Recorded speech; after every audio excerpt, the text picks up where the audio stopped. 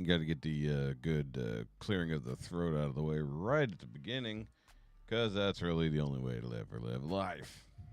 Hi, guys. Welcome back to the Doesn't Have to Make Sense channel. I am Shoki. And this is Friday stream show thing.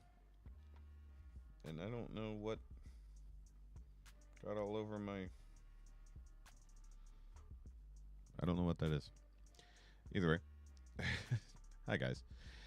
Sorry, missed out on last week. I had a very tough edit to get through for my church, and in fact, I had spent the last evening and all afternoon doing the same thing this week, but I wanted to make sure I got it done early enough that I did not miss the stream here and now. So what's up, guys? It's been a minute. Except for the patrons, who I did get to hang out with on Wednesday when we did our trivia night for April. So that was a lot of fun. And I forget, I need to pull up the calendar. Yes, so we will actually have a bonus trivia night on April 29th. Because April is another 5-week month. Yay. There's laptop is still broken. I can't talk. Laptop. Yes, yes. I know Denise was very, very tired and run a bit ragged on Wednesday. So sorry you didn't get to participate too much, but I understand being tired. I haven't slept great the last few days because I just got my second temporary crown on last Tuesday, and it doesn't fit nearly as good as the previous one. So I've been in pain for days. I'm in pain right now, but I'm gonna power through it. And I get my new actual crown on Wednesday. So that should be. Oh, getting them put on doesn't usually take that long, so we shouldn't miss Patreon call night on Tuesday. So for those who don't know, if you join the Patreon at pretty much any level, you can join in on the monthly calls or the trivia nights. So if you're interested in doing that, help you support this channel, keep it moving, because well, honestly, there's not a lot of anything to be made anymore because the YouTube copyright system has gone absolutely insane. No joke, I'm getting new copyright claims on 5-year-old live streams. I was like, there's no money to be made there in the first place, but they're like, no, that's our fraction of a penny. It's so dumb. Son-in-law is going to fix my screen on the other laptop tomorrow so I can have one to use. I hate typing on my phone. Yeah, I gotcha. I gotcha. Well, the other option is you get one of those little tiny Bluetooth keyboards for your phone. You know, that is also a thing you could do. Sorry, I was actually looking for any kind of Easter songs, and other than like really big playlist or heavily copyrighted stuff, there wasn't a lot I could pull up that is strictly Easter related. But hey, there's that. Because of course it is Good Friday, so I should have called this Good Friday stream show thing. I don't have enough room in the title. I literally used up 100 characters already. So this is the Good Friday stream show thing. Ryan Kelly released a new video this afternoon. I know, I watched it while I was on the toilet a little while ago, where he's going over news and stuff. Yeah, he started doing a new thing where he goes over funny news stories. It was actually pretty amusing. I realize now that no longer having like that black square here. Do I still have access to the black square? I do not. There's no image. Okay. It used to be one there. Or is the opacity just set down? Because that's entirely possible. Filter.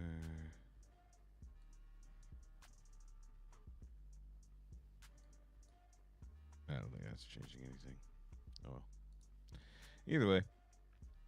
Let's see here. Let's go over to the main screen. Also, guys, if you want to buy merch, go check out the Shoki merch store. Should be linked down below. T-shirts, posters, all kinds of stuff over there. Not just, it doesn't have to make sense merch, but mostly podcast merch at this point. Which, by the way, new episode of the Now You Made It Awkward podcast did drop this morning. I did almost forget entirely to post it because I was making a thumbnail. I was like, what do we do? So we go over Chuck Norris passing away, the first trailer for the live-action Moana movie dropped, and The Rock looks absolutely ridiculous. We get asked whether we would want to fix all our mistakes or get $10 million today. You'd be surprised at the answer. And then also, Nicholas Brendan passed away. We talked about a lot of things on the podcast. Go check that out. Disney for real. By the way, I forgot to actually do roll call while I still had it up. I'm charging my phone at the moment. My proper phone is being charged, and then my camera phone, which apparently was not plugged into anything that was plugged into anything, it did not want to keep power. So if my camera randomly stops, that's why. Okay, so Tara was here nice and early. Trisha, of course. No Girl Scouts right now, so that's a good thing. Denise, of course. Sorry, wait. Denise. There we go. And Miss Laura just showed up. Miss Disney for real. Have an Easter Place also known by Andrew. Rip. Oh, okay. Interesting. I mean, the hard part, and we've gone over this, I don't even know how many times. You wouldn't expect Christian music to necessarily have ridiculously high, copyrights, but I guess they all sign up for very, very litigious franchise? No, it's the thing I just read. Litigious. That's what I'm looking for. Distribution. Either way. Your week was really, really long. Our week was also very long here. Like I said, tooth problems, editing podcast, editing church thing. Still have a giant editing thing to do next week for the podcast because we were out on location last weekend. I haven't even. Yes, I have. I have offloaded all the footage from that. It's pretty big. It's like I think ultimately like 110 gigs worth of footage or something. So yeah, very long week, and the weather was crap in the last couple days, and apparently it's going to be really bad tomorrow, according to most weather reports, storms and whatnot. So that won't be fun. Felt like 2 months worth of work. Yep. Yeah, my job, things have gotten wonky. New schedule. I start earlier than I did, and I already had a very early start, and sleep has been very hard to adjust to, going back to the teeth thing and all that. So, yeah, it was a very long week. It's just been a long 2 weeks. And then, rest in peace to Kelly, my friend Sean's dad. He passed away, I think it was Tuesday. Yeah. Oh, there went the camera. There it went. I knew it was going to happen. Can I pull up another one? Hold on. I don't know if any of them are charged. Hold on.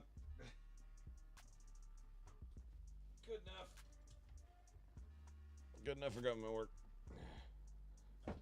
Okay.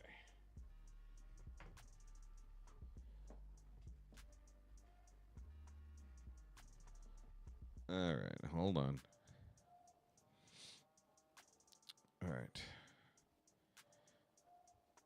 Give me a second here. Nope, not that one.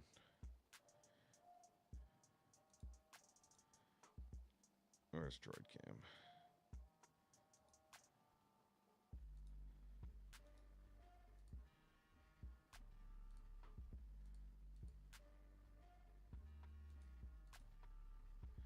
That one. Okay. Oops.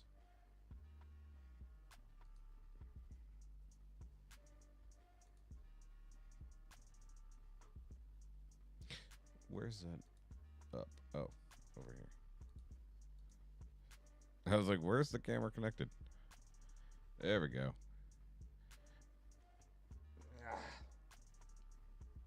Let me wrestle that into position right quick. So it is a good thing that I have like a ton of cameras laying around. It just sucks that, I can't charge enough of them fast enough. Hold on. Do I have enough power on this phone to bother unplugging? No, literally not. I need to get better. I think the power demands in here are potentially too high for just normal use. And things just do not charge very quickly, unfortunately. So it is what it is. Okay, hold on. My ex-husband called me last night. A good friend of ours passed away in his sleep 2 nights ago. Hard to believe. Wow, that's crazy.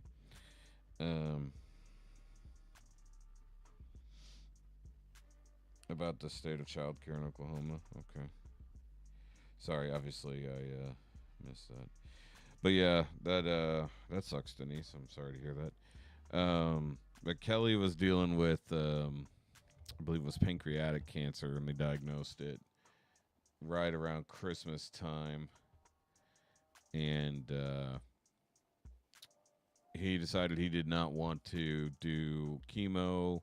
He wanted to go a different approach because he watched literally several friends and family members die slow, horrible deaths on chemo and all that other stuff, and he didn't want that for himself. So he chose a difficult path, but it was the one he wanted to do.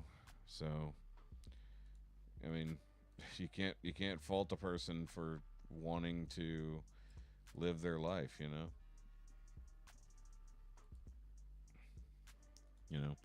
And it's not like anybody's at fault or anything else like that. It's just one of those really tough cancers that even with surgery and chemo and everything would have been difficult to battle in the first place. let me grab this other charging cable just for safety's sake. Come here. Okay.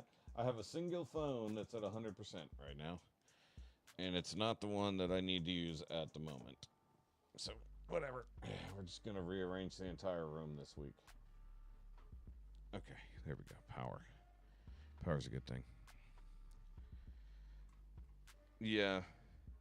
I mean, we've talked about it before, like you should have a right to choose different alternative forms of medicine if you want. You shouldn't be forced to, like, even though he had already told the doctors, no, I don't want chemo and all that, they scheduled him for chemo anyways. It's like, they were just like, oh, no, we're just going to go ahead and do the chemo. We're good.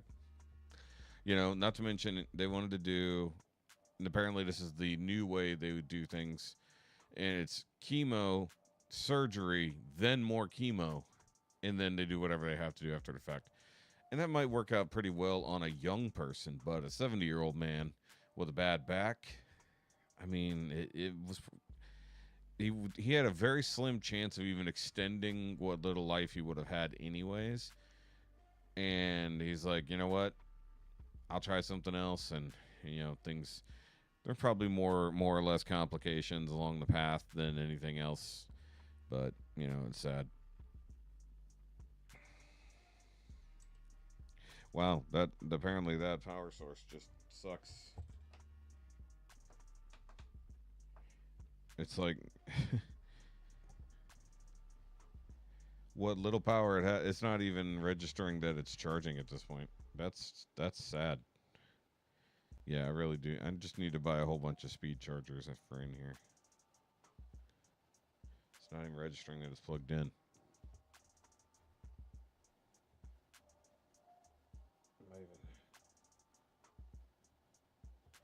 Oh well. I'll deal with it tomorrow. Not the big deal.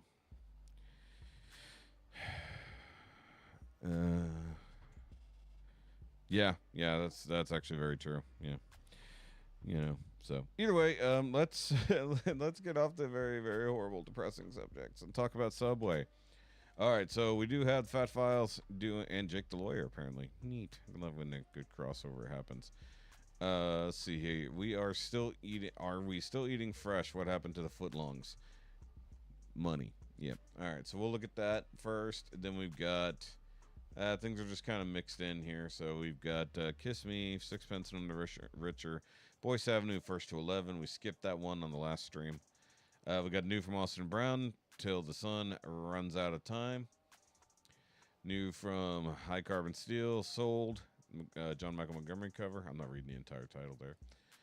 One that I've been waiting to see. You got Good Charlotte, the Anthem Princess version from Lauren Paley and Cole Rowland. She's been promoting the hell out of this on Instagram and everything. I've been seeing reels. I'm like, I would like to watch this. Yes, thank you. And look, hey, we're going to check out a new Colm thing. It's been a long time since I checked out anything from Colm, but he's got a Medieval Tavern drinking song. One more round. And I'm more down for that than all the weird space shanties that he came up with. New Drew Jacobs and David Garcia, Love Me Back. And we've got Tommy doing 80s and 90s cartoon medley. Goes metal. So that actually kind of goes in with the trivia that we did earlier in the week, which some of those things we'd never even heard of. It was really weird. Yep. You watched this earlier. Of course you did. Okay. Oh yeah, it helps if I hit all the correct buttons like that one. That's a good button to hit, and that one as well. And we're just going to go ahead and get started. You know it's going to be good when I have to call my lawyer before I post the video. Today we're talking about Subway. That's very Why? true. Because I went there for like the first time in 10 years the other day, and they asked me for a tip at checkout, which annoyed me. So then I looked into it, and then I found out that you can get hepatitis from a sandwich. Hey, I'm not Christine. exaggerating. That actually happened, and it's like the tip of the iceberg. And to be honest with you, this is also the part where my lawyer explicitly told me to insert a disclaimer in this video. So here's Jake the Lawyer, aka the Internet Esquire. Okay, here's the deal, Subway Group, now wholly owned by affiliates of Rourke Capital and formerly known as Pizza Super Submarine Sandwiches. My client, the Mr. Fat Electrician, is providing in this video true or substantially true information derived from reasonably reliable and publicly available material. There are no known falsehoods made, and any analysis of the material presented is made solely for the purposes of news reporting, protected commentary, or new understandings. In no way is this video or the things said by my client in this video in any medium now known or hereafter devised throughout the universe and in perpetuity in any way a sponsorship or endorsement of Subway Group. And any so-called conclusions drawn by my client as a result of the material are that of opinion, satire, or are otherwise accurate depictions preserved in their full context when not otherwise artistically interpreted for the purposes of valuable public commentary. And notwithstanding the foregoing, we reserve all right, title, and interest in and to the presentation of the materials presented in this audiovisual format, and with God as our witness, pray that no binders be bound against you as a result of this video. I'm Jake the Lawyer, signing off. All right, in case you can't tell. Wow, okay.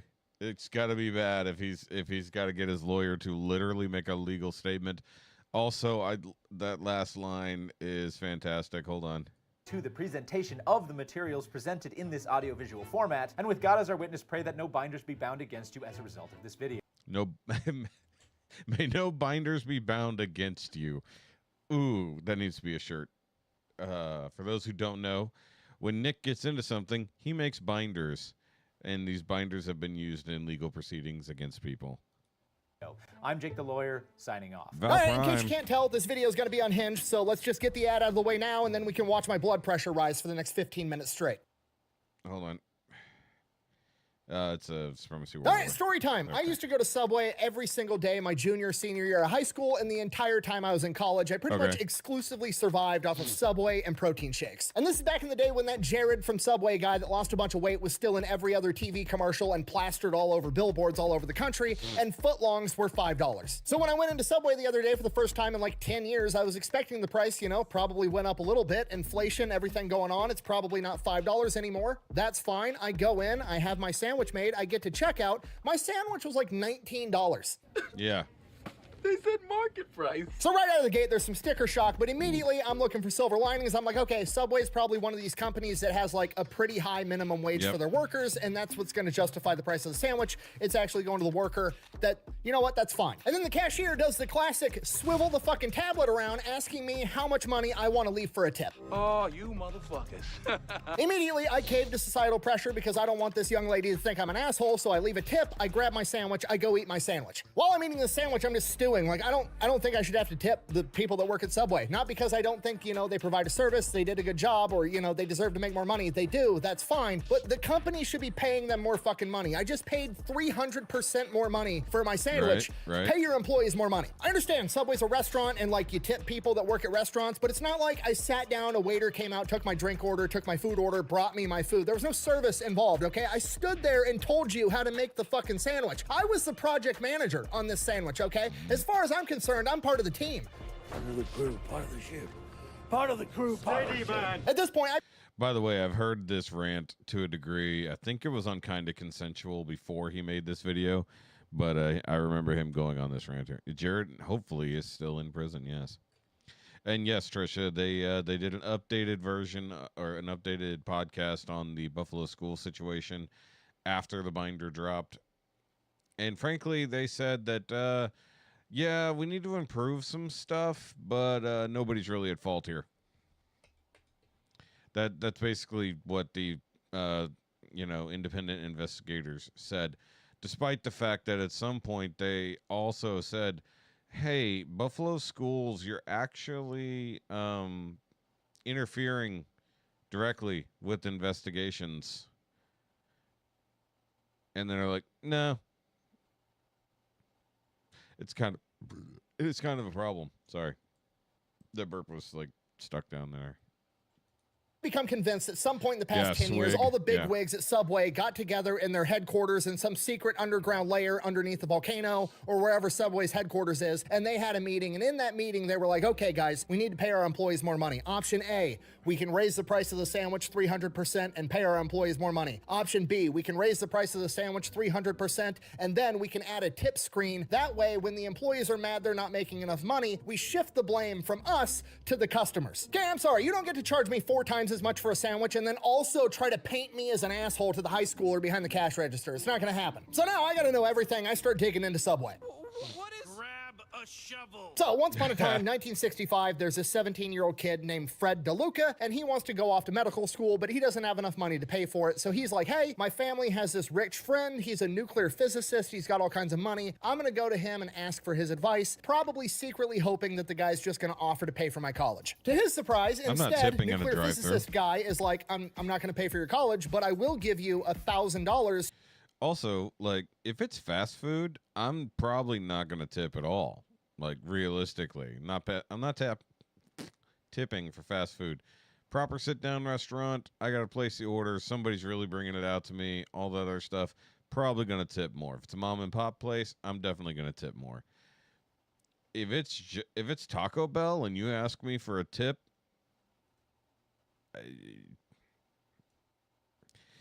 here's a chalupa. I don't know what to help you with here. To start a sandwich shop, and me and you can go into business together, and then you can use the money from the sandwich shop to pay for medical school. At $1,000 in 1965. Also, most fast food has gone to like digital kiosk, or you're ordering via the app anyways, so you're not even interacting with a person anymore, except for if one actually brings you your food, which I do tip my when I go to Sonic, which isn't as much as I used to, because someone literally has to come outside on foot with my food. I will tip them. But other places, there's not even a person for me to talk to. I have to go to a kiosk. I don't even have a choice. I have to go to the kiosk and touch the computer screen that other people have touched. You know, and children have sneezed on. I know it's children. It's always children.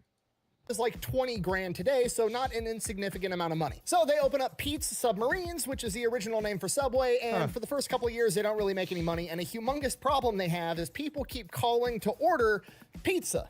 Because apparently Fred DeLuca in all the radio advertisements has a thick New York accent, so when he says Pete's Submarines, what people hear is Pizza Marines. So rather than learning how to say Pete's Submarines, he's like, fuck it, we're just gonna rename the restaurant Subway. From here, they start like breaking even, they're making a little bit of money, but like it's nothing to write home about. He's not gonna be able to go to medical school anytime soon, and he's like, okay, hear me out, I've got an idea. We're not really making any money with this submarine shop. What if we double down and open a second submarine shop?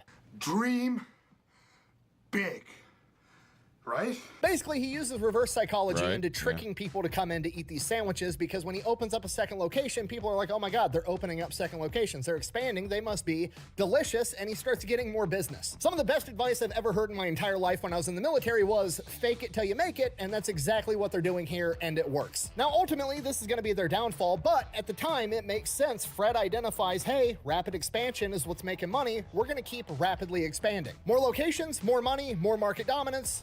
Makes sense. So they start opening up Subways everywhere, and then they start franchising, which is, you know, basically, hey, you can use my branding, you can use all my vendors, I'll show you how to do this job. You pay me a bunch of money to open up a Subway, and then you give me like a percentage of your cut, and then they just start opening up franchises all over the United States. And this is actually brilliant for Subway, because Subway has a ton of advantages when it comes to franchising. Because Subway, they're just making sandwiches. They don't need deep fryers. They don't need a big cooktop. They don't need all the stuff that other restaurants need. They don't need a ton of special equipment. There's not a bunch of special training. Everybody on the planet knows how to make a sandwich. So the overhead to open up a new restaurant is extremely low. The amount of training you have to give employees is extremely low. And the amount of space that you actually need to have a functioning Subway is also extremely low, because again, small, they don't have ovens and deep fryers and all that other shit. Which also means that it's really cheap to start a Subway, because there's not a lot of overhead. So you can... You do need the little, not microwave. You do need the microwave heaty-uppy toaster thing. Like super fast convection or whatever the heck that thing is they use to toast the bread. Or since I went to the same Subway for years on end at work, you want toasted? Yeah, I would like toasted. Yep. Open up a Subway for like $150,000 to $200,000, where competitors like McDonald's are like $2 million to open up a McDonald's. And this is where Subway's fixation with hyper expansion starts to bite them in the ass, because again, that's all they care about, just more Subways. More Subways is the answer. More Subways equal... Hold on. When's the last time you guys saw a standalone Subway? Like usually they're in like strip centers, right? It's like, you know, a narrow little thing next to a driving school, or a Vietnamese nail salon or something. So you get that lovely smell of fake cooking bread and nail chemicals. But we actually have a full-size standalone Subway, like just on the other side of town, like not that far away. And it's been there a very long time. More money. Typically with a franchise, the franchising company like Subway or McDonald's is committed to making sure that their franchisees, aka their restaurant locations and their owners, are successful. There's a lot of ways that they do this, and one of the big ones is typically having territories. So like Chick-fil-A or McDonald's will look at a city and be like, okay, this city has one McDonald's, it's big enough for two McDonald's, but we're gonna stick it on the other end of town so both of these franchises can be successful. Subway. By the way, I would like to point out, as he's talking about territories, we're getting our fourth, wait, let me do the math here. Hold on. 1, 2, 3, 4. Fifth McDonald's in town. Now, I assume that means they're going to close one of the older ones, but I'm not going to bet on that. I'm going to guess we're just getting a new McDonald's. Oh, yeah?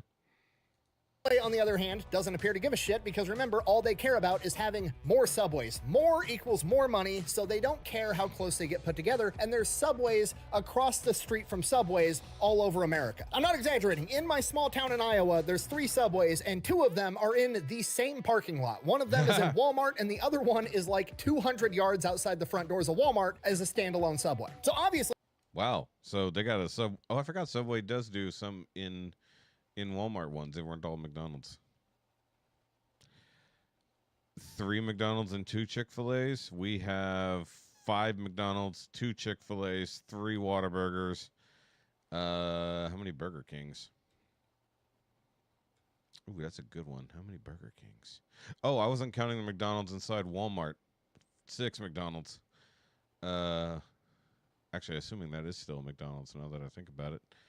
Because I don't go in that Walmart anymore. No, shit, there's another McDonald's. No joke. We have, in every corner of our town, there's a McDonald's plus a couple extra. Holy shit, I didn't even realize that. Yeah, there's another one. That's 6 standalone McDonald's and at least 1 inside of a Walmart. Damn. Just thought about that. That's crazy.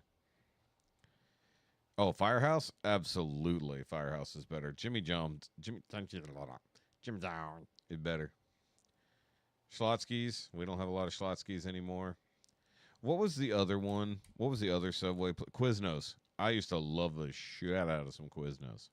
They start cannibalizing each other's profits. They're literally competing with themselves. And that's not even the worst part. The overall franchise agreement, I've looked into a lot of restaurants to have franchising. This is the worst one by far. I would be shocked if it's not the worst one on the planet. Not only if you open up a Subway, will they let somebody else open up another Subway right across the street and cannibalize a lot of your profits, they also have like the highest franchise fee that I've ever come across at 12.5%. And a franchise fee is taken from gross revenue, not gross profit. Meaning before you even take out all the costs of running this business, Subway's taken 12.5% right off the top. To put it into perspective, McDonald's franchise fee is 8%, so Subway's is 50% higher for a much simpler business. And that's not even the worst part. In the Subway franchise agreement, well, in every franchise agreement, really, there's, you know, terms where you can revoke somebody's franchise. Basically, like if a McDonald's or a Chick-fil-A isn't living up to the McDonald's or Chick-fil-A name, they can take away the name so you're no longer a McDonald's or a Chick-fil-A, so you don't ruin their reputation across the entire country. And Subway has the same thing. That's fine, but theirs is intentionally broad, and they can basically take your location from you for a wide variety of reasons, and they've been taken to court multiple times, being accused of nitpicking minor stuff to take over very profitable locations, including in 2005 when they seized 2 Subways in Dallas, Texas from a lieutenant colonel in the Army Reserve who was actively on deployment in fucking Afghanistan.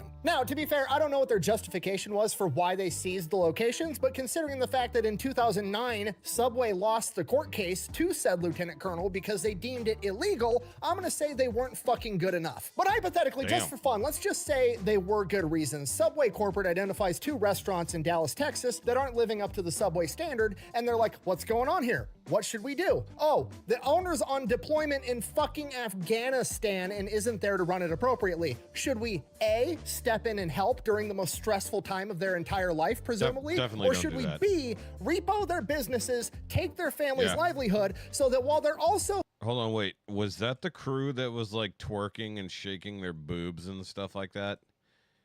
Like, I saw that post the other day. I didn't know how real it was.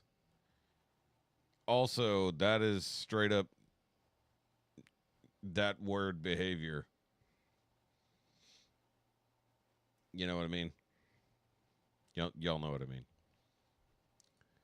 Fighting a war they can deal about their family back home and losing their business. Huge W for corporate Subway. Makes them look great. I'm sorry, I'm getting horrifically sidetracked, but you guys get it. The franchise agreement is complete and utter bullshit and has been for the majority, if not the entire time Subway's been in business. Back to the timeline. In the 1980s, Let's just say that's like KFC behavior, not Chick-fil-A behavior.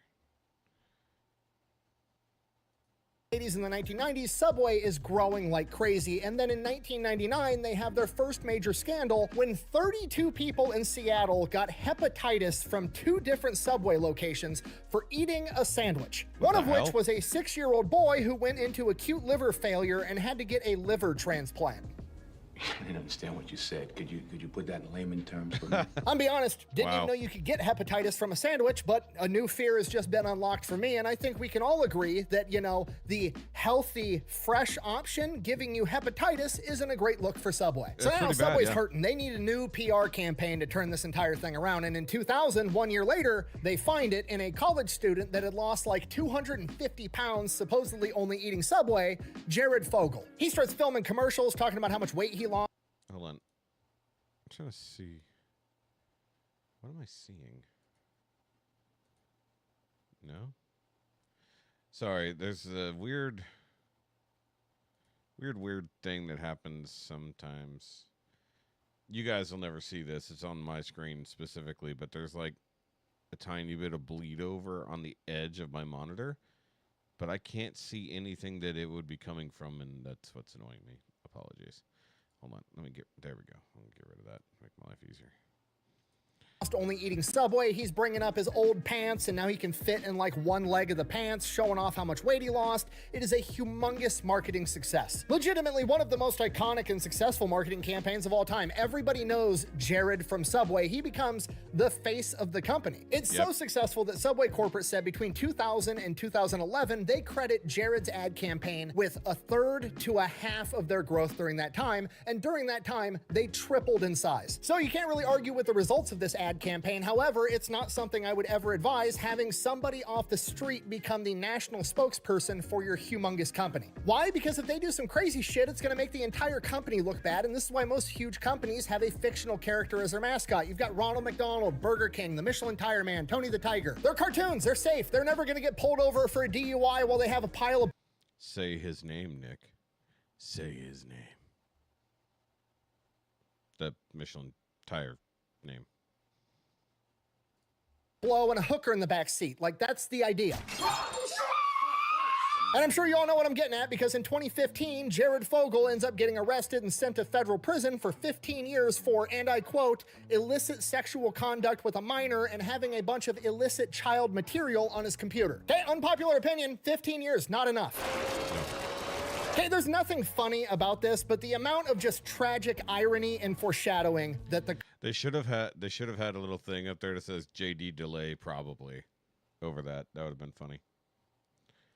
College student that got famous for fitting into a smaller pair of pants ultimately gets put in federal prison for trying to get in little kids' pants is horrific. Now, that happened in 2015. Luckily for Subway, they'd kind of been phasing Jared out as their head of marketing since 2008 when they came out with the $5 footlong. Again, I'm not saying a lot of positive stuff about Subway, but their marketing team is on point, because the $5 footlong also is one of the most iconic marketing campaigns of all time. I mean, we all know the $5 footlong jingle. $5 foot long.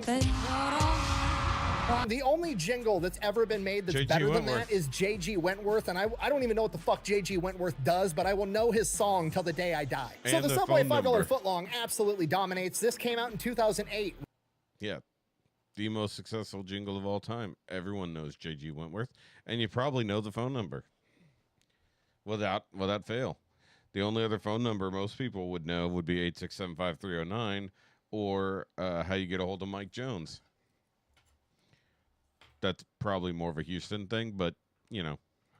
Right when, you know, the housing market crashed, the economy's in the tank, you could go and buy a foot-long sandwich for $5. No, that's people just loved you. it. Well, most people loved it. Pretty much everybody loved it except for the franchise owners, because the franchise owners were like making little to no money. Some of the sandwiches they were even losing money on at the $5 price point. But they have to do it because Subway can set the prices, and if they can't set the prices, they can at least advertise the fuck out of it so everybody that comes into your Subway expects a $5 footlong. And then once you've already made it and they're mad that it's not $5, what are you gonna do? Throw it away? You're gonna sell it for $5 and save what money you can. I know what you're thinking. Why would Subway be willing to make a $5 footlong if they're not making money on it? Oh, that's simple, because Subway corporate doesn't give a fuck about its franchise owners. At least that's what it would appear to be, right? They're screwing them over left and right. And Subway takes 12.5% of their gross revenue, meaning not profit. So they're taking 12.5% of that $5, even if it costs them $6 to make it. Subway corporate is still getting paid. Fuck the franchise owner. And this is kind of the peak and then the downward slide of Subway, because the controversies just keep coming after this. First, they get busted because the footlongs aren't actually a foot long. People are walking in with tape measures, measuring them. They're 10 inches, 11 inches, not 12 inches. Okay, and I'm gonna kind of defend Subway on this one because this is a stupid complaint. It's the same amount of dough. They just didn't stretch it out enough before they put it in the oven. It's the same amount of bread, the same amount of calories. You're getting what you paid for. And that's really all Subway had to say. It was like, hey, sorry, the employee didn't stretch the dough out long enough before he stuck it in the oven, but all the bread is still there. And everybody would have been like, oh, that makes sense. That's cool. Do you think that's what Subway did? No. Absolutely not. Instead, they released an official statement on their Facebook that says, and I quote, "With regards to the size of the bread and calling it a footlong, Subway footlong is a registered trademark as a descriptive name for the sub sold in Subway restaurants and not intended to be a measurement of length." Translation, just because we call it a footlong doesn't mean you can... Also, I'd like to point out that said Subway Australia made that comment. Expect it to be a foot long. That's just what we call it, you fucking idiot. Yeah, that Facebook post went about as well as you'd expect. They ended up taking it down. The balls to be like, we call it a foot long sub because we call it a foot long sub, not because it's 12 inches long, and if you interpret it as that way, you're dumb, is insane. To be fair though, a 2x4 hasn't been a 2x4 since like 1960, and nobody's seen... Yeah, they're not really 2x4s. Also, they could have argued that, no, we said a foot long. We didn't say it was 12 inches. Now, if you get a 6-inch sub and then you get a 1 foot long, or you get a foot long, it's just, as long as we covered it, it's a length of a foot.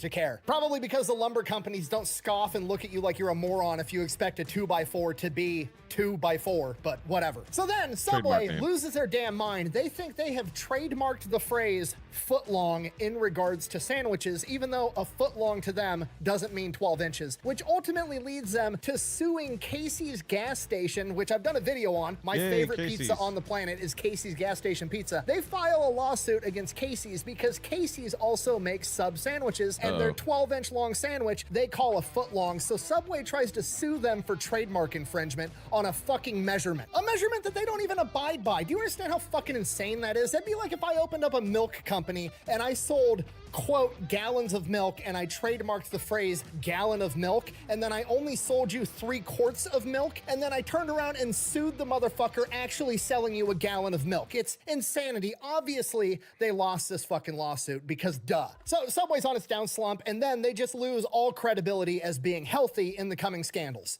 Buh! What do you mean it's not healthy? Jared lost 250 pounds doing it. Buh! Okay, no, Jared lost a bunch of weight because he was eating 2 6-inch subs a day, and they were mostly vegetables. He was eating like 1,200 calories. You can eat 1,200 calories of literally fucking anything, and you're gonna lose weight. If you eat 1,200 calories of Slim Jims and M&Ms, you're gonna lose weight, especially if you're doing a bunch of cardio, chasing children at a playground like that sick pervert. In 2017, CBS, the news network, decided they were gonna conduct a little study on Subway chicken. They went, they bought a sandwich, they took the chicken, took it to a lab, and found out that the chicken that Subway sells is anywhere from 42% to 53% chicken.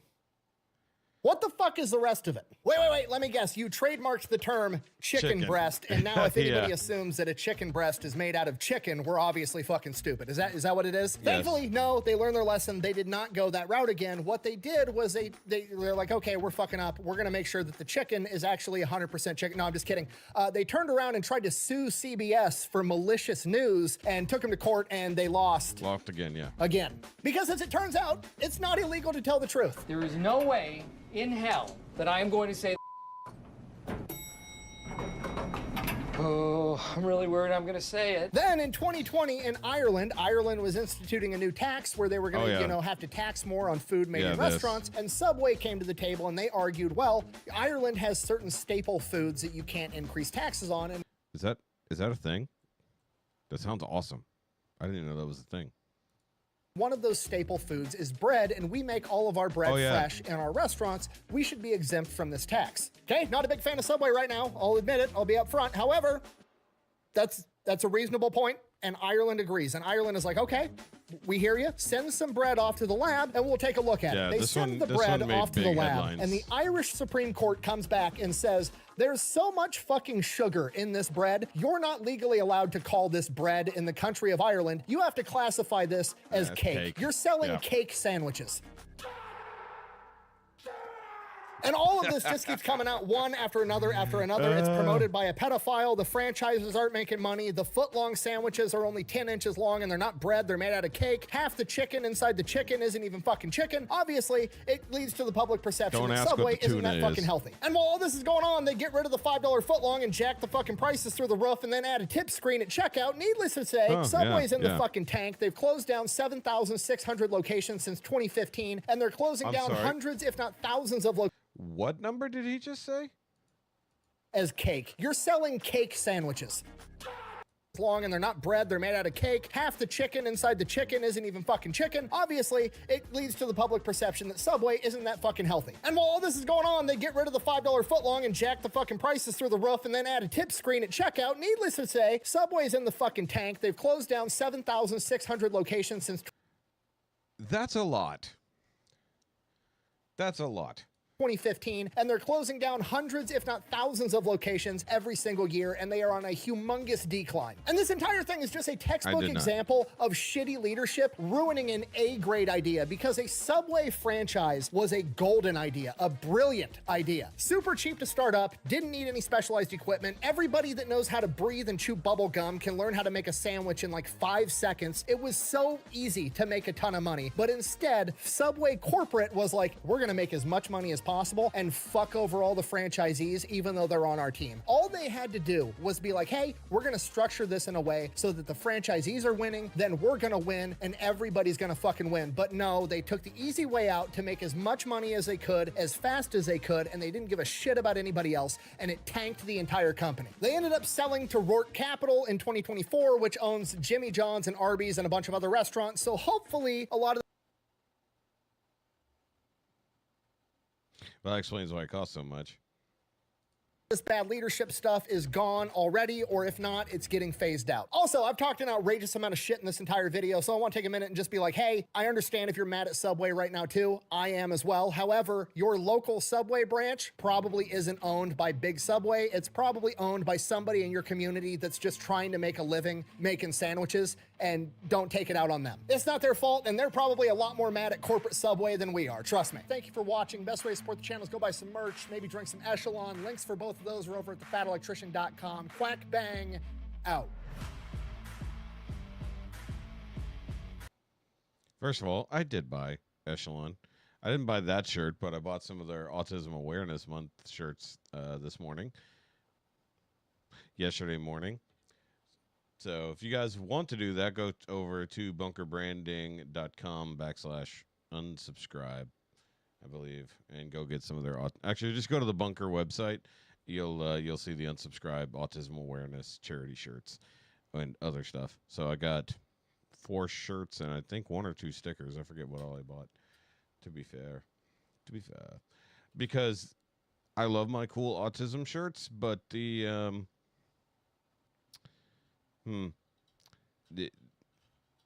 tight for some reason. All right, moving on. Okay, that was fun, though. Very, very, very informative there, Mr. Nick. All right. And I haven't watched the new Fat Electrician video just yet. I haven't got there yet, but I do want to watch that.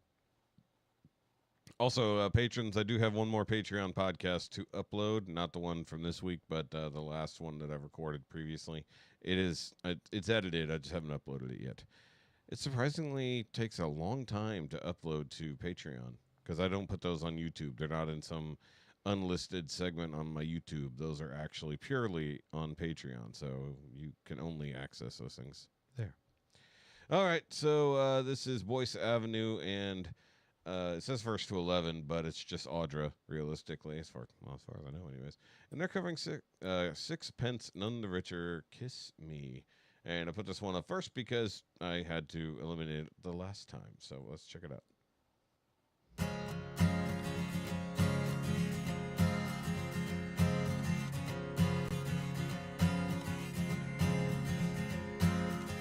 Kiss me out of the bearded barley nightly, beside the green, green grass. Swing, swing, swing the spinning step. You wear those shoes and I will wear that dress. Oh, kiss me beneath the milky twilight. Lead me out on the moonlit floor. Lift your open hand, strike up the band and make the fireflies dance. Silver moon sparkling, so kiss me.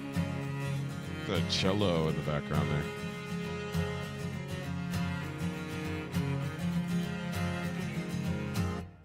Kiss me down by the broken tree house. Swing me upon its hanging tide. Bring your flowered hat. We'll take the trail marked on your father's map. Oh, kiss me beneath the milky twilight. Lead me out on the moonlit floor. Lift your open hand, strike up the band and make the fireflies dance. Silver moon sparkling, so kiss me. The cello needs to be a little bit higher note, either way. So is it weird, or do you think it's weird whenever they post those from the vaults and, you know, they still have Austin in them, you know? And, you know, I considered watching that tonight on here, but I'm like, I don't even like that song. I don't even know if I want to watch the behind the scenes. That was one of those ones where I'm just like, I never actually liked that one. But, you know, that is what it is. You know, if April 1st was on a Friday, if this channel survives that long for the next April 1st, it's on a Friday. Just saying, things would be a different title. It would be funny.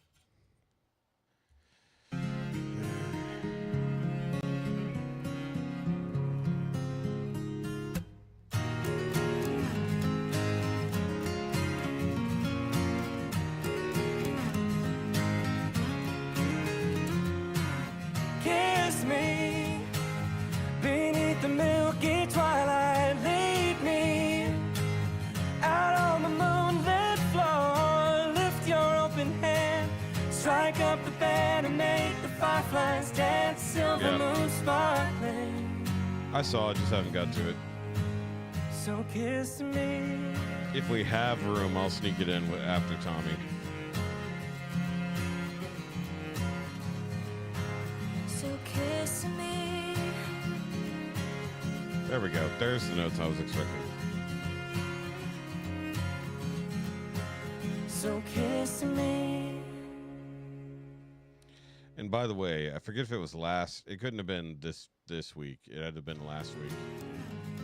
So I did discover, for those who don't know, let me go back to the other normal screen. Give me a second. For those who don't know or weren't paying attention, the Gravy AI channel, which is literally some of my favorite music that I've come across in probably at least a year, got absolutely nuked by YouTube a couple weeks ago, and they haven't recovered it or anything else like that. And as far as I can tell, that music exists nowhere on the internet, nowhere else.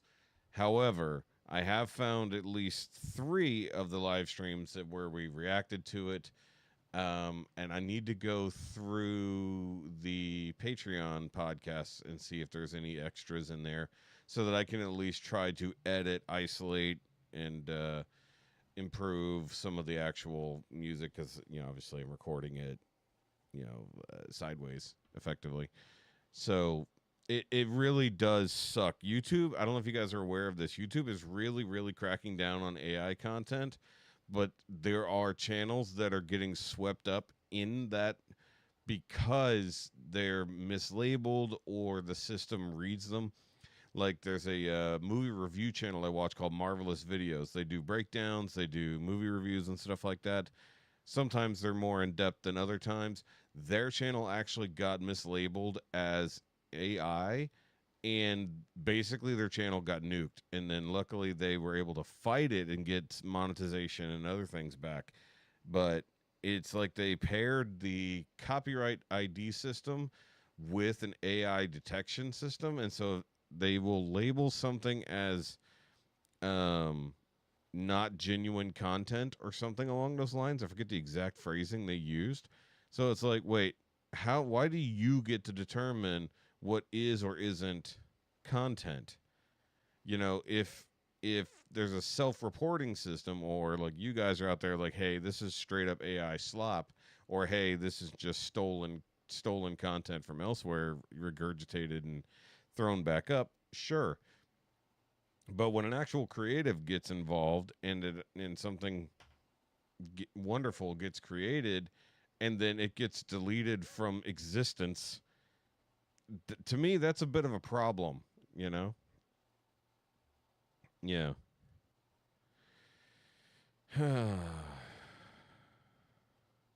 They keep you're no longer a Patreon? What?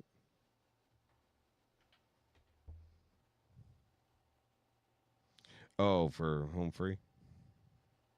I was going to say, you are on mine, unless you just snuck in there. April Fool's post on social media. Okay. Oh, yeah, because even if you're not a paying member, you'll still get emails and notifications every time they upload anything. Local park department said they're replacing benches with beanbag chairs. What? Oh, April 1st, sorry. Missed your beginning announcements. Oh, at the beginning, yes, you did miss that. That's funny, yeah. I was like, wait, what do you mean you're not a patron? You are a patron. Believe me, I would love to be more patron on so many other channels, but I can't afford to. Lost too many of my own, to be fair. And, it is what it is. People's monetary situations change. People just get bored with the things we're doing or whatever. It is what it is. But, there's a lot of content over there on my actual Patreon if you just take advantage of it. Either way. Oh, and we are going to the movies tomorrow. So we're either... I want to see Super Mario Galaxy. Jessica's not too interested in that. She's like, I don't want to go see a kid's movie. I'm like, since when? She's full of shit. Either way.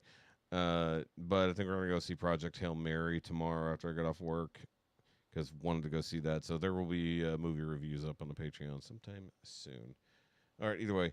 And by the way, that song, great cover on that. I think that's perfect for Audra's voice. But also, like, that was the song for all of those something teen movies from the mid-2000s and, like, super late 90s. So that was just nostalgia for me right there. All right, speaking of Home Free and people who used to be in it, we got some new Austin. There's a thumbs down. Who was this? I feel like it's Tim just going around like, fuck you. All right, either way. Austin Brown, Till the Sun Runs Out. Official visualizer, except he's going to be in a field instead of on that boardwalk. Damn. Oh, you were on DJ 410? Interesting.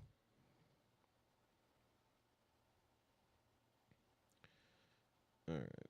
Well, I'm glad you're still here with us, Denise, so that you can come rant and rave about things. Well,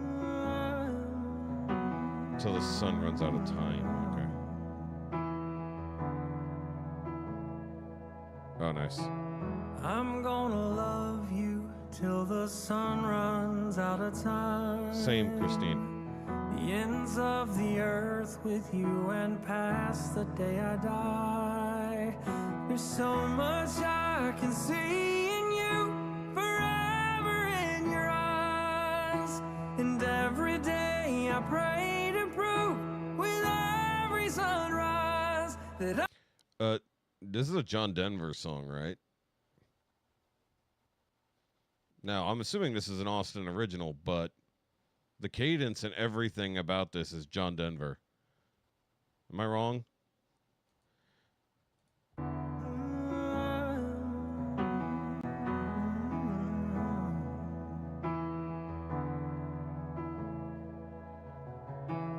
I'm gonna love you till the sun runs out of time. That's straight up John Denver, right? Of the earth with you and past the day I die. There's so much I can see in you, forever in your eyes. And every day I pray to prove with every sunrise that I'm here for you. But that sustained flat note, like at the end of the phrase. You don't get that? Think like oh really? Is that?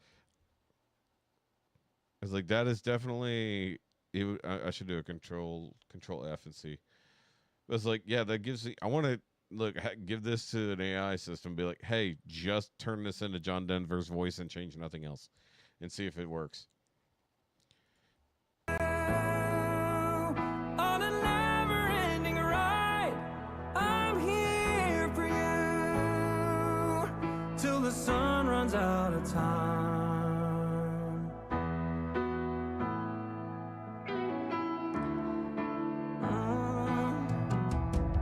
I'm gonna. All right, so I like you got the normal piano. There's definitely some organ going on in there too. Maybe it's synth, but organ. And then you got a little bit of rock guitar coming in there.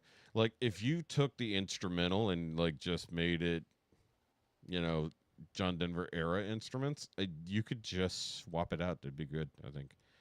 Yeah. No, I disagree. I'm not talking about the lyrics. I'm talking about the way he's singing and the cadence and everything. I was like, that's a very John Denver-esque thing. Colors of your soul, and write our story out until it's etched in stone. I love you today, tomorrow, forever and always. And when the stars burn out and fade, I'll need another day, 'cause I'm here for you with every beat of this heart of mine. Till the sun runs out of time. And when heartache and shadows cast a rain upon your soul, I will comfort, be there for you, catch your breath and you will know.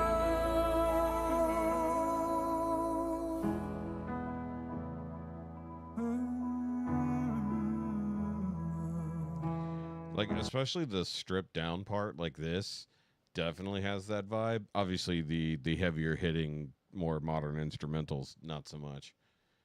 I do wonder what kind of music he would be creating nowadays if he was still around. Tornado Watch. Oh, that's not fun.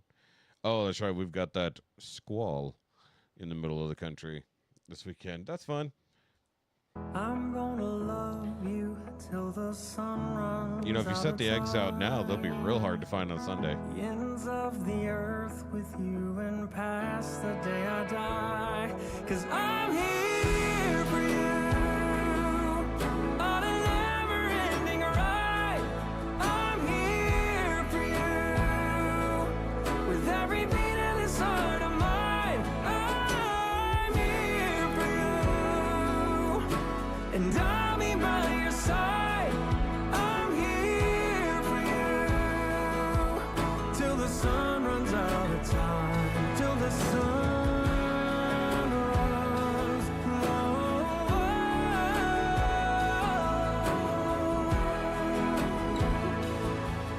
Till the sun runs out of time. I'll be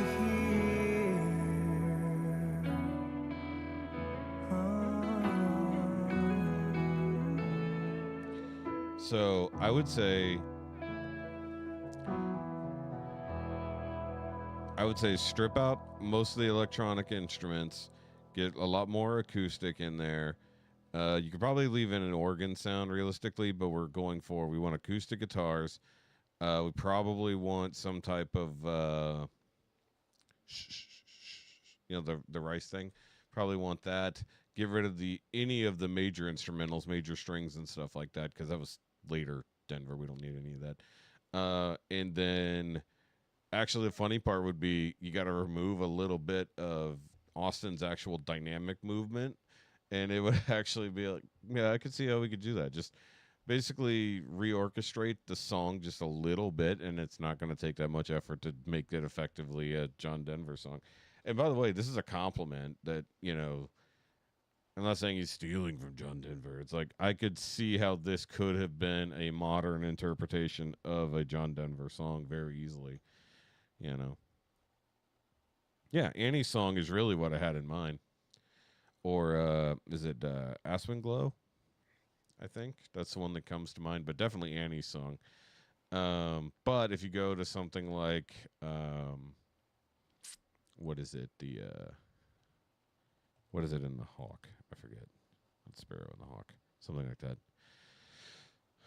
There's a few songs where I could see that, but Annie's song for sure, because it's a love song.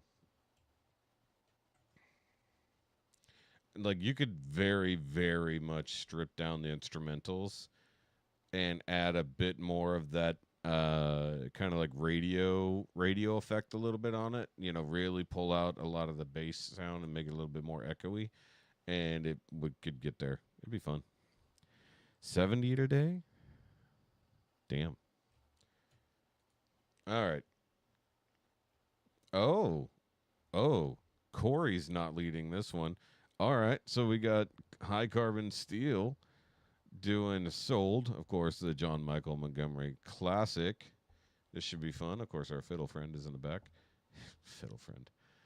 This was one of the earliest, like, quote-unquote, modern country songs that I hooked onto as a young lad.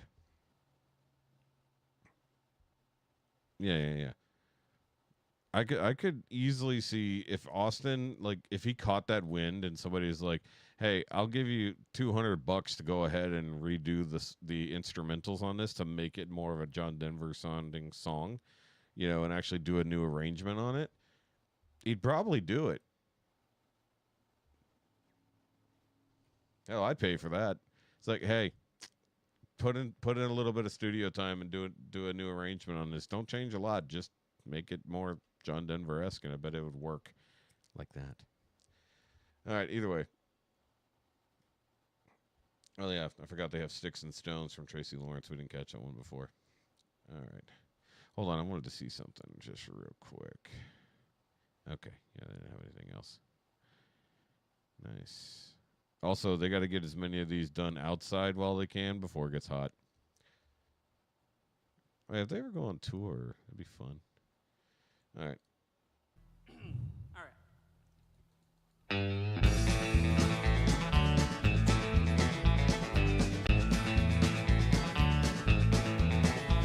Well, I went down to the Grundy County auction when I saw something I just had to have. There we go. My mind told me I should proceed with caution. My heart said go ahead and make a bet on that. I said, hey, pretty lady, won't you give me a sign? I'd give anything to make you mine on mine. I'd do your bidding and be at your beck and call. Well, I never seen any. Okay, the near falsetto voice in the background is unnecessary. I know. I never remember the other guys' names. I think one of them was Dalton. I could be wrong. It's like, yeah, I'm not with them on the vocals on this one, but the music's on point. One looking so fine, man, I gotta have her. She's the one of a kind. I'm going once, going twice. I'm so lady in the second row. She's an 8, she's a 9, she's a 10. I know. Got the ruby red lips, blonde hair, blue eyes, and I'm about to bid my heart goodbye.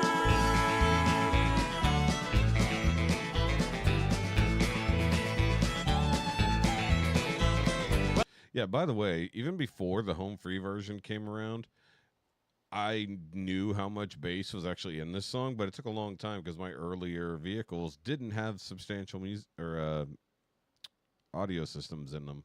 So it was like by the time I actually got access to something with a subwoofer in it, I was like, oh, there's a huge bass line in this song that most radios don't even catch. The auctioneer was going about a mile a minute. He was taking names and calling them out loud. And I guess I was really getting in it, 'cause I just shouted out above the crowd. I said, hey, pretty lady, won't you give me a sign? I'd give anything to make you mine, oh mine. I'd do your bidding and meet you back and call. Well, I never seen anyone looking so fine. Man, I gotta have her, she's one of a kind. I'm going once, going twice. I'm sold for the lady in the long black dress. Well, she won my heart, it was no contest. With the ruby red lips, blonde hair, blue eyes, I'm about to bid my heart goodbye. Well, we found love on the auction block, and she hauled my heart away. Now we still love to laugh about the way we met that day when I said, hey, pretty lady, won't you give me a sign? I'd give anything to make you mine, oh mine. I'd do your bidding and be at your beck and call. Why is he doing the Well, falsetto? I've never seen anyone looking so fine. Man, I gotta have her, she's one of a kind. I'm going once, going twice. I'm so the lady in the second row. She's an 8, she's a 9, she's a 10, I know. Got the ruby red lips, blonde hair, blue eyes, and I'm about to bid my heart goodbye.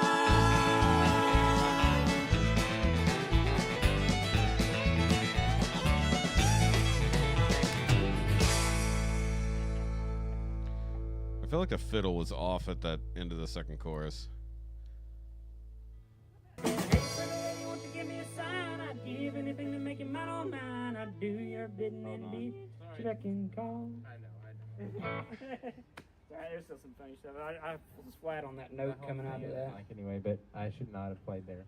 No. I should not have played there. No, you already said it for me. You knew what you did. You knew what you did wrong. You knew what you didn't do, I guess. Yeah. It sucked. Didn't dang stop. The whole thing sucked anyway, so. I love how hard they are on themselves. My bad. I thought we fell into it. I actually did too. Oh, you thought it sucked? Oh, I thought we fell into it. Yeah, that was fun. I love when they post their screw ups. That's so funny. It's like, wait, the fiddle did something wrong back there. I caught it, and then they're like, nope, that's about as good as it gets. And then, like, even there, he's like, nope, shouldn't have played that there. I think he did the same mistake in the final version, but it blended in well enough. But it's like my ear went, wait, something was wrong there. Yeah, that's funny. Hey, look, they're all more talented than I am, so it is what it is. I could just, what little hearing I have left, I could pick that out. Yeah, that's good, though. That's fun. Once again, they're just covering the stuff from my childhood, and I'm here for it. It's all nostalgia for me. Yeah. I can't remember the rest of their names. Dawson.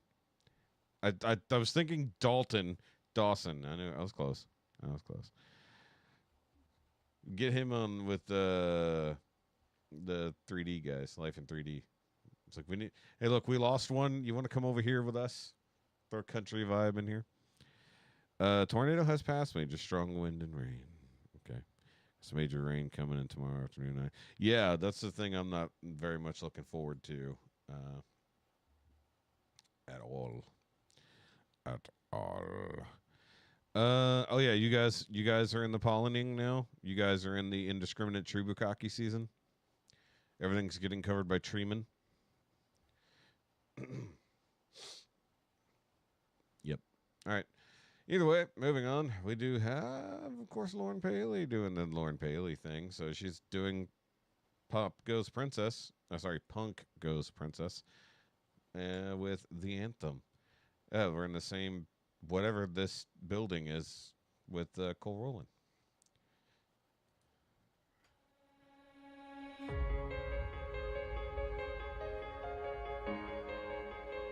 It is a great song anyways.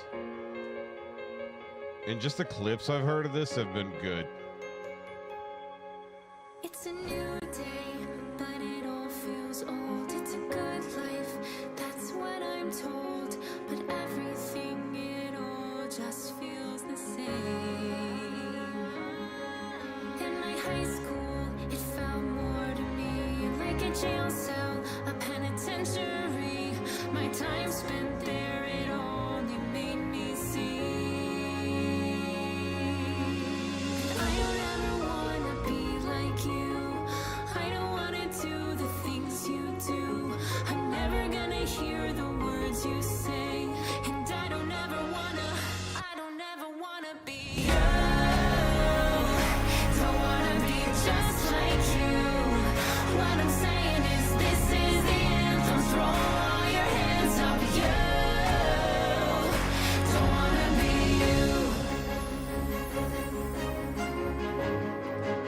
love that new orchestration. Like, and just like the drums coming up and then like when it hits the chorus. I love that. I forget which princess she's going for with this one.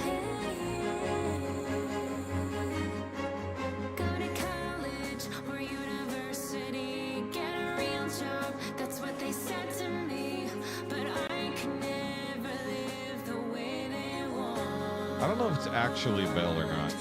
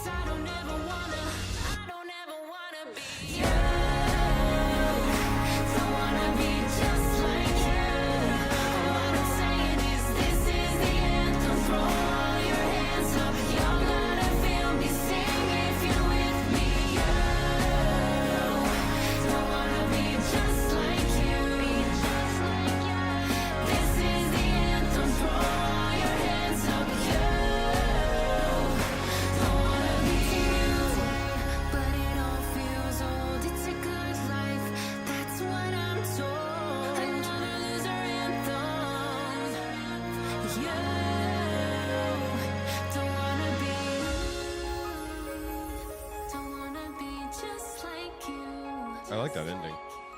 This is the anthem, throw your hands up, you don't wanna be you. Sorry. Sorry. Yeah, to cut the end a little bit. The funny part is, I never realized that it says another loser anthem. That's the one part of the lyrics I never really caught because I didn't know what it was. Okay. Rebellious pop punk hit turned into a cinematic Disney style I Want song. Yeah.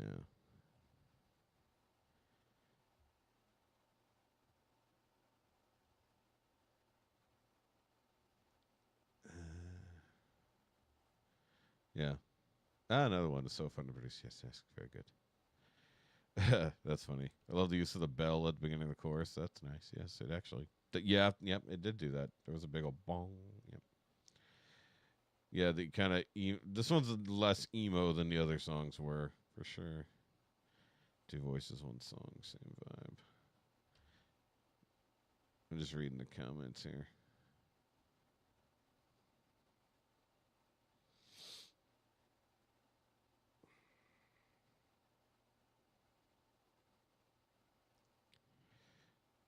A princess version of Bad Luck by Social Distortion. That would be ridiculous. I don't know how you do that. That sounds good. Try Basket Case for the funnies. That's funny. Yeah, I mean, I don't. Anthem? No. No. This is the anthem. Throw all your hands up. Yeah. I mean, I don't expect you to have heard it, Laura, but ask your son or your daughter about it, perhaps. 'Twas made for my people. That's good, though. I like that. That was fun. See, like, I feel like she's definitely channeling certain princesses, but I don't know if they're always like a one-for-one situation. Well, yeah, because look, she did Yellow Dress and Sugar We're Going Down as well. So, I mean, I don't know that the dress is 100% coincide. Then you've got, like, in My Chemical Romance, she's wearing, like, a funeral dress. And I forget what she's wearing in Numb, but I don't think it's a dress at all, realistically. So, I don't think they are technically one-for-one on those particular things. I had my colors done. I'm a winter. All right. Because, I mean, in this one, I know we already watched it, but I'm just bringing it up for, I mean, yeah, get closer. I mean, yellow flowery dress. I mean, it doesn't 100% mean whatever.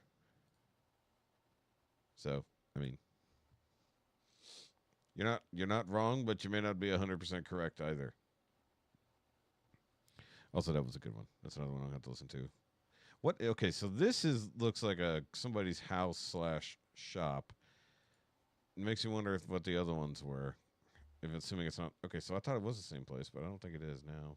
Now I'm second guessing things. It wasn't even open, but it was playing. That was weird. You have weird coloring? Yeah. I'm definitely a fall.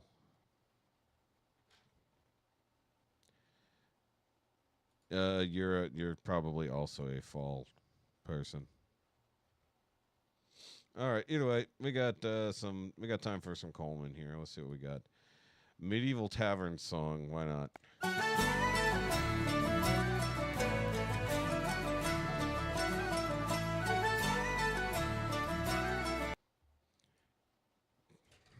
I knew it.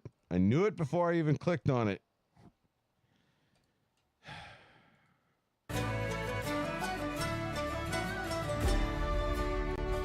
Oh, we're just stealing footage from everything.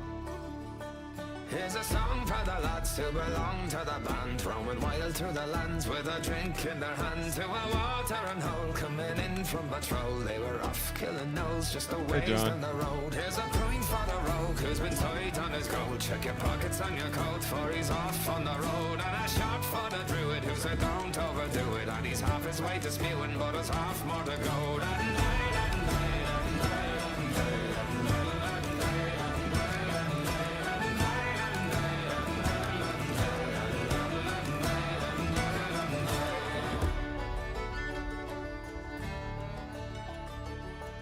And no more for the ranger, he's fighting the stranger. Done twice what he paid for, he's done for the night. Just one for the mage, cause he's showing his age. And he's lost in a haze, now he's off talking shite. And two for the cleric, to her wit and her merit. Now she'd have you in hysterics, off the bars on the ground. One more for the paladin, he's swaying and wobbling. The honor of the man in him, he's paid for the round. Yeah, this will be interesting with all the TV show and movie clips in here. But hey, if he got it posted, whatever.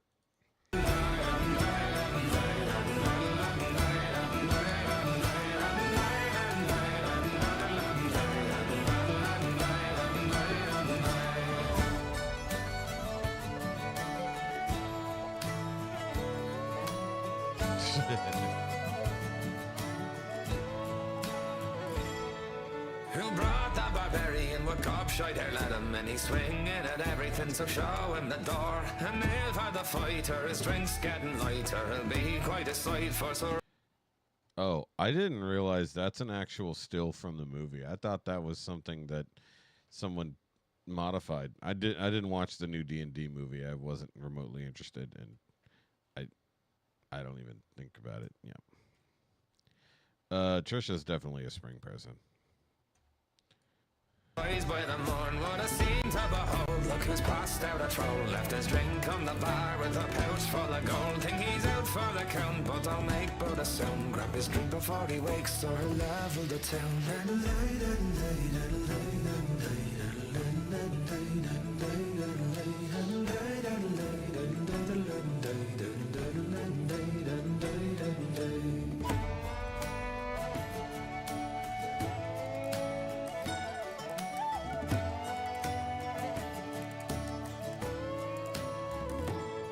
Here's a point for the monk, he'll be bound to his bunk till tomorrow for his... What? I don't think those captions were right. Here's a point for... He said, here's a pint for the monk, and that says, and a round for the monk. He doesn't have his lyrics correct. The monk, he'll be bound to his bunk till tomorrow for he's drunk. Half a cask on the way, now the party is stewed, and they're spilling the brew, singing songs out of tune as they dance and they sway. Here's a song from the bird, he can take it to heart, for I'm playing the part to get all of us bad. So I bid you adieu to the lads in the crew, for tomorrow brings a new road that leads to the bar.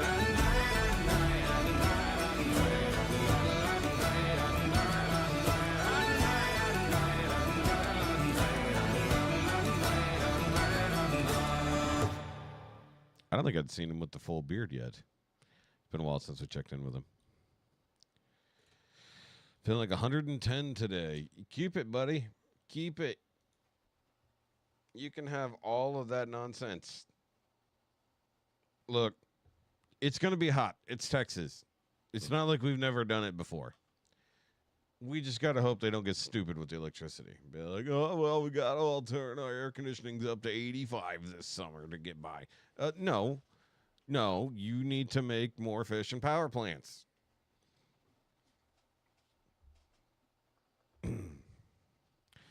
The full moon is shining across the lake. It's really big and bright. You're halfway to a song.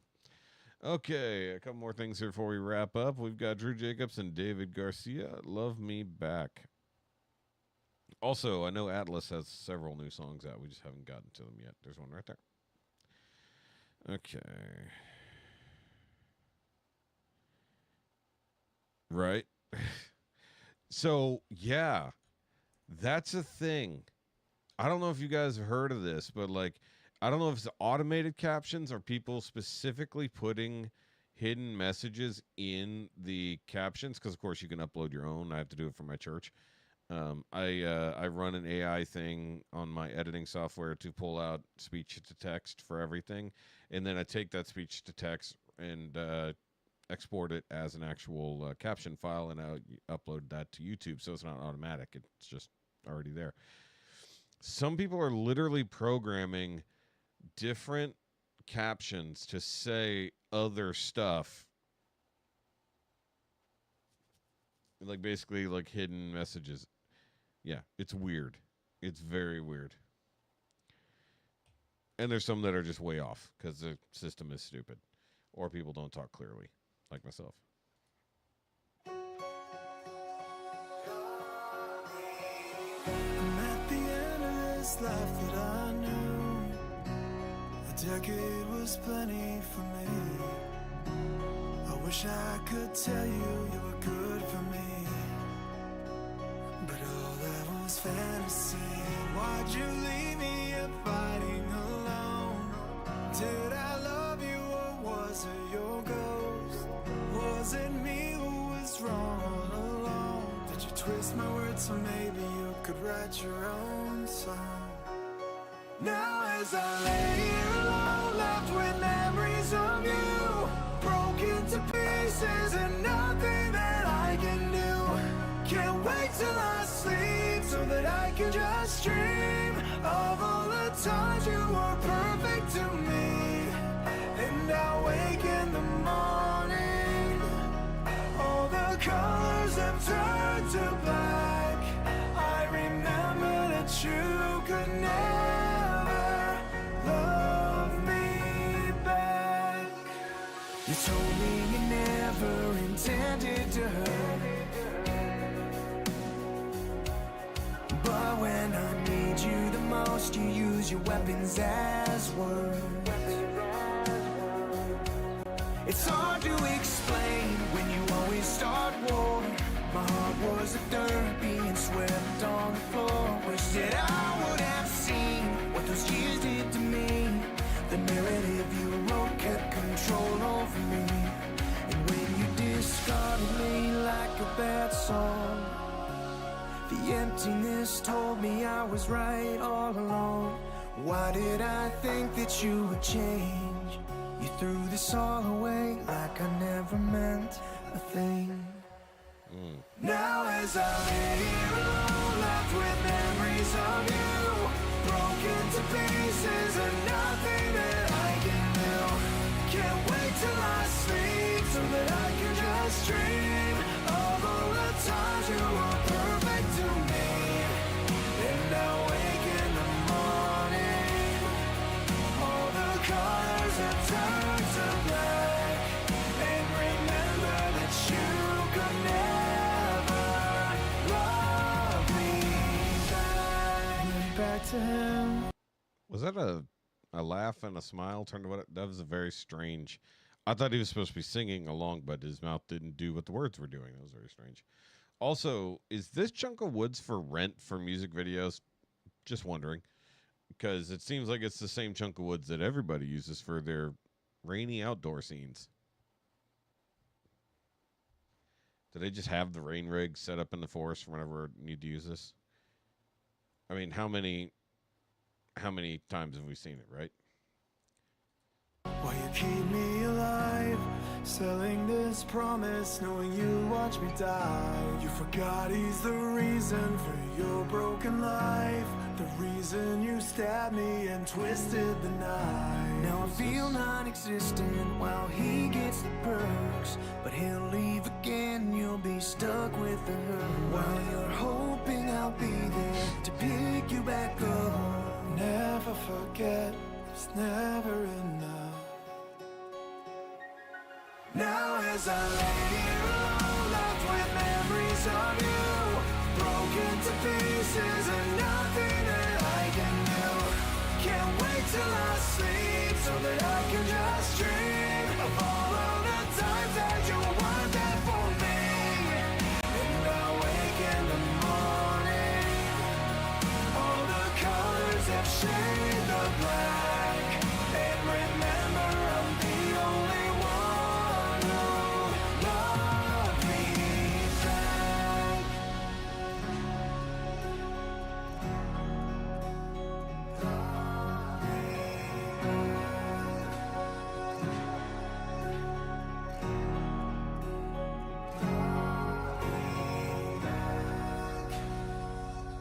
It's kind of a nice apartment, honestly.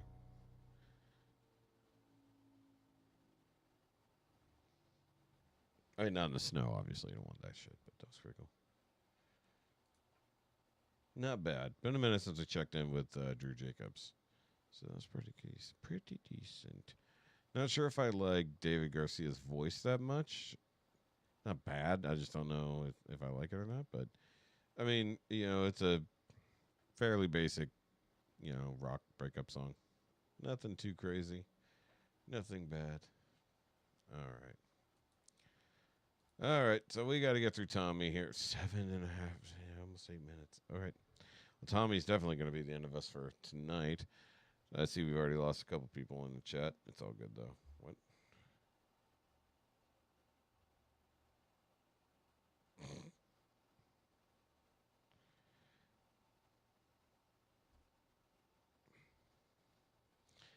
I don't know why that you're...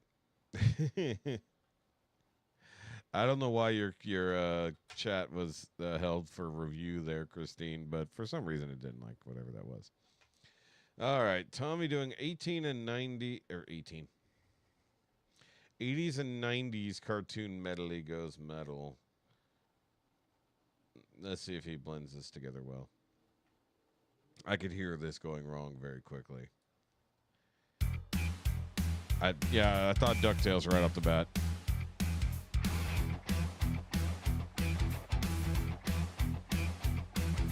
Life is like a hurricane here in Duckburg. Race car Hold on, Tommy Tales.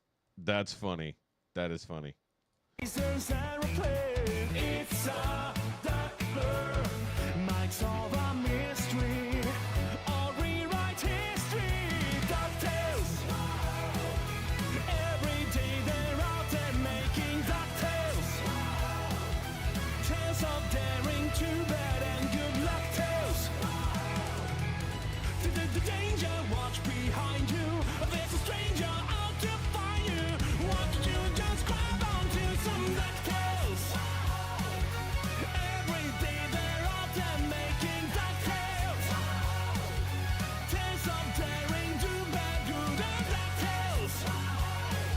The ponytails are cartoon tales, no DuckTales. Full force. I don't know what he just said, but I know this is Tailspin.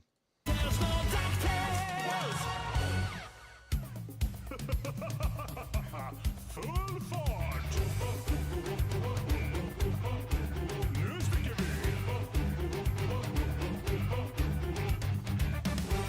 Wow, he had shirts made for all of these things.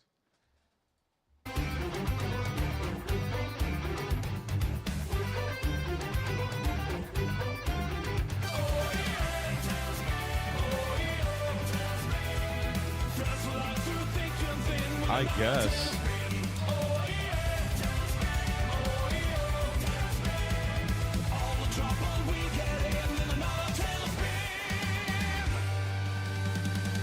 Pokemon, of course. I wanna be the very best. By the way, I was like, he's doing Tailspin, but Tailspin doesn't have that many lyrics. I was like, it's just mostly that beat with the occasional tropical sounding music. No one ever was. To catch them is my real test, and train them is my cause. I will travel across the land, searching for a wine. Teach Pokemon to understand Tommy Man. the power that's inside. It's you and me. I know it's my destiny. Oh, you're my best friend in the world we must defend. I feel like he's gonna go Sailor Moon next for some reason. You teach me and I'll teach you. Pokemon, gotta catch 'em all.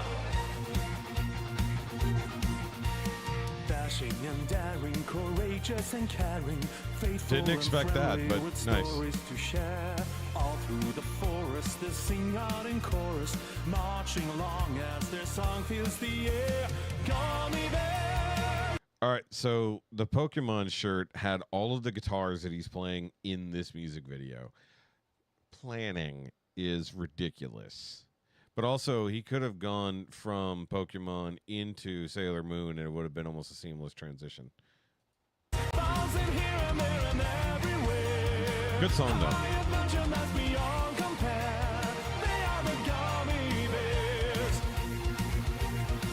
I hope he's selling them. Magic and mystery are part of the history, along with the secret of gummy berry juice. Legend is growing, they take pride in the way.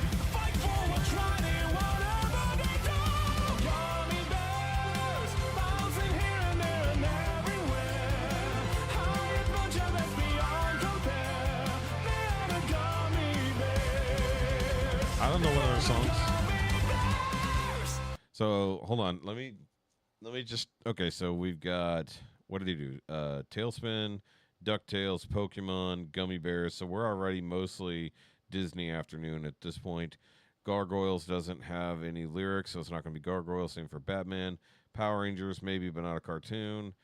Aladdin theme song's not that good. Darkwing Duck maybe, but I don't know how he's going to turn that into metal. He can, but I don't know how he's going to. Obviously, Teenage Mutant Ninja Turtles, X-Men, no lyrics, but still. Who am I missing? There's obviously Nickelodeon stuff that I can't think of because I don't know Nickelodeon as much.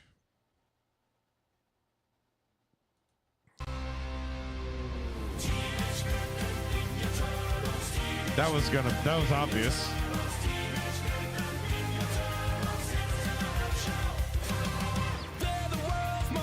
Also, I'm pretty sure he said Ninja Turtles. Thundercats, maybe, but no real lyrics. Wait.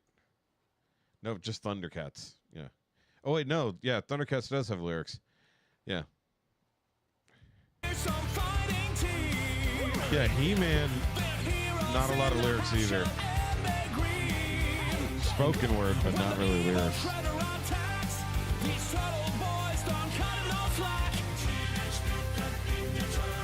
Nice. That was a NECA ad. Hold on. Like, okay, so this is CG stuff right here. That is actually a NECA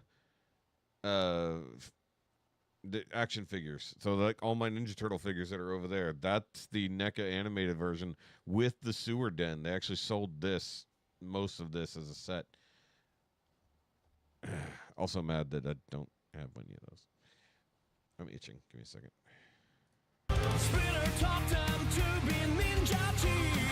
Wow.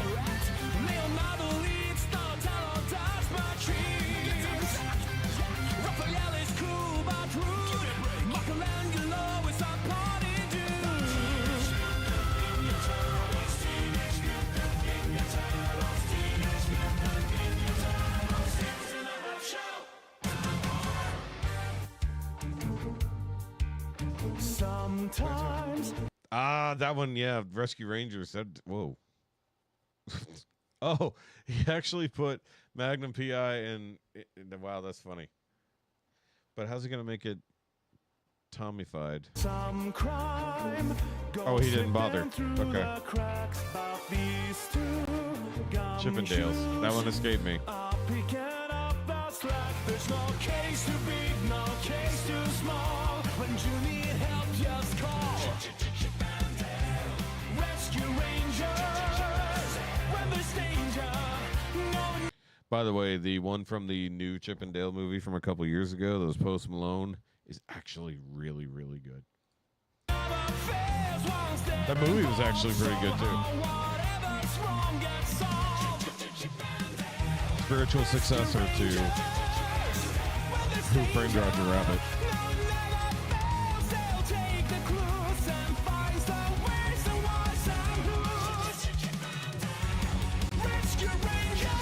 The Where's the Whys and Who's. Ugh, the lyrics are so great.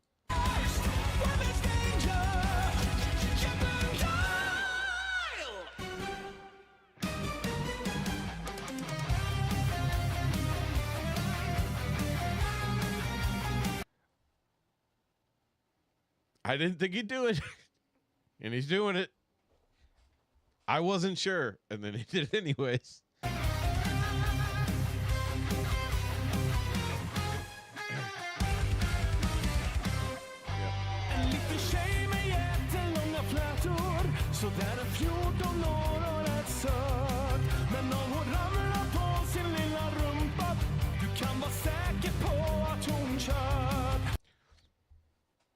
Tommy, what the fuck are you doing?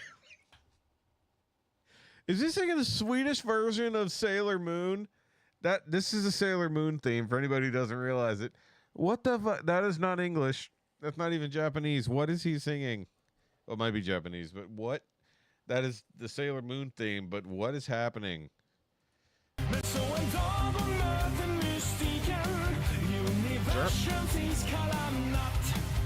That sounds like German. Yeah. Is it German Sailor Moon for some reason?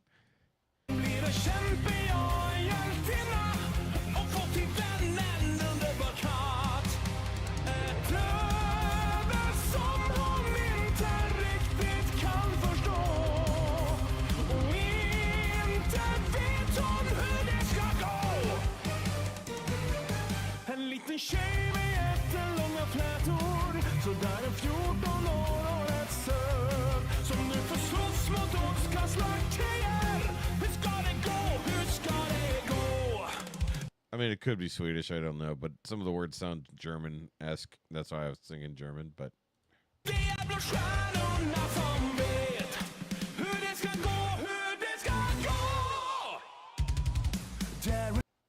Ah, there we go, Darkwing Duck. I was wondering. That was the other one I was thinking Darkwing Duck would get in here. You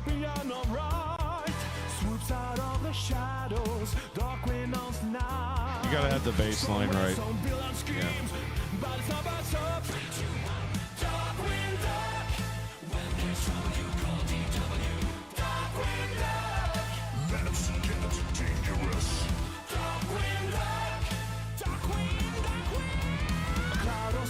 He appears, masters of surprise.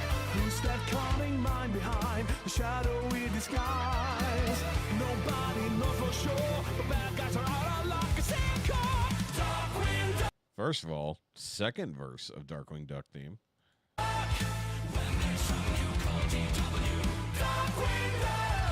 Let's get dangerous. Darkwing Duck.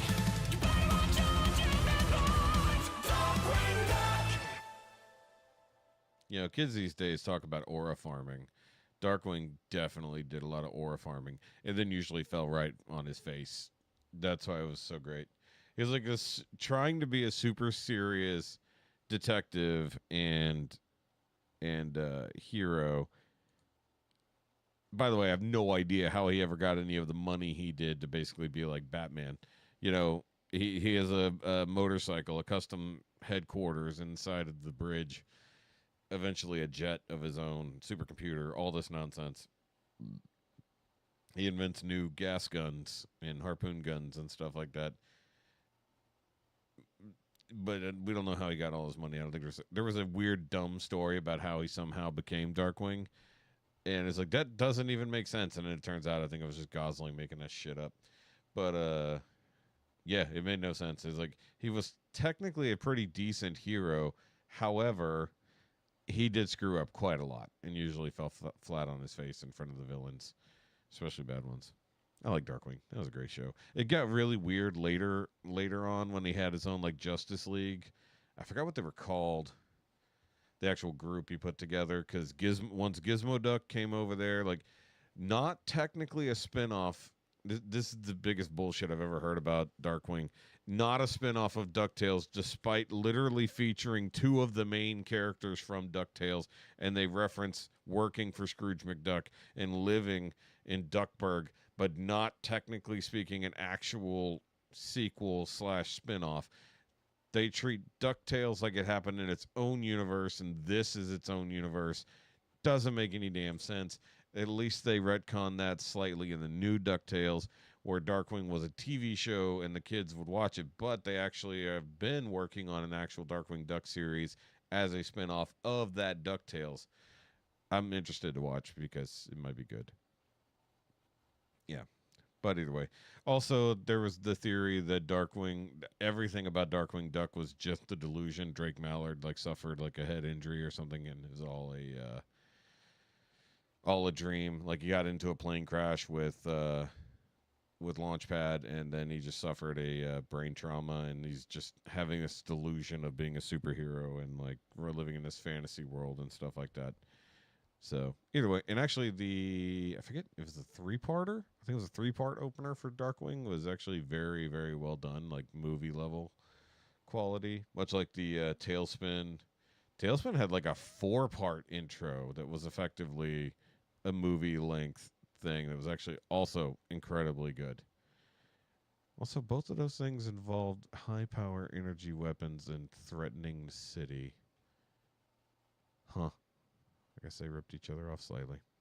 Either way. Sounds French now. Yeah, I actually kind of had that thought, John, that maybe he was switching languages on Sailor Moon.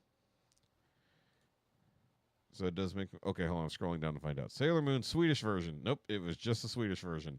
Why? Don't know, but it was. But it is hilarious that I called it, that he would have Sailor Moon. I was like, he could go from Pokemon to Sailor Moon. And I think other than Chip and Dale's, I called the rest of them. Gummy Bears slipped my mind, but we were already there before I really called it. But, he's got Teenage Mutant Ninja Turtles spelled wrong. It's Tenage. Tenage. And don't look up 10-inch mutant. I'm not finishing the sentence. Don't look it up. Oh, well. He's got... Are you kidding? Okay, he has the Swedish lyrics for the song here. That's hilarious. Hold on. No room for lyrics in the information text here, but you'll know all the words already. Maybe not the Swedish version of Sailor Moon. So I'll include that one at least. That is so weird. And actually, I don't even know if that's the... I'm sorry, what? Oh, that's so funny. Because I don't know that these lyrics are the lyrics to the actual Sailor Moon song, because the English one is very, well, not what I expected. Either way, they might be changing over time. Let's say that about Grease and the flying car. Oh, we've talked about Grease and how the Sandy theory, the Sandy coma theory, it makes a lot more sense than the movie itself actually does. Either way. Well, because, it was a trope because so many things did it. What was it? Dallas did it. Newhart did it. Well, Dallas did it. It was literally all a dream. Then they have the, I was in a coma, imagined all of it. It happens a lot in fiction, and it makes sense. Pokemon, the theory also was that Pokemon was actually all a coma. That's why Ash never got any older, no matter how much progress he made, how many years he was on the road. He never got any older until the later series, but then he got older and then seemingly got younger again. So basically, the beginning of Pokemon episode 1 starts out the same, But after he gets his Pikachu and he tries to bond with it, it hates him. And then he gets attacked by, I think, a bunch of Spearow. I think it's a bunch of Spearow come after him. And Pikachu jumps up and does a giant thunderbolt attack, takes all the birds out, but also fries Misty's bike, which is why he gets indebted to Misty.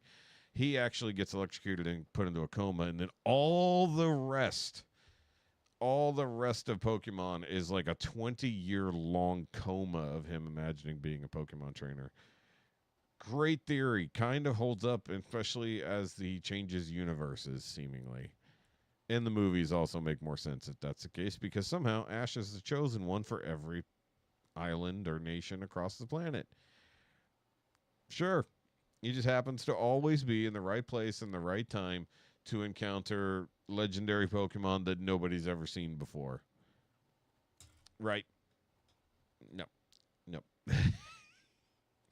Or that he's always somehow just good enough to nearly beat or beat these champions who have been around forever simply by toughing it out with his Pikachu that seems to be a higher level than any Pikachu ever.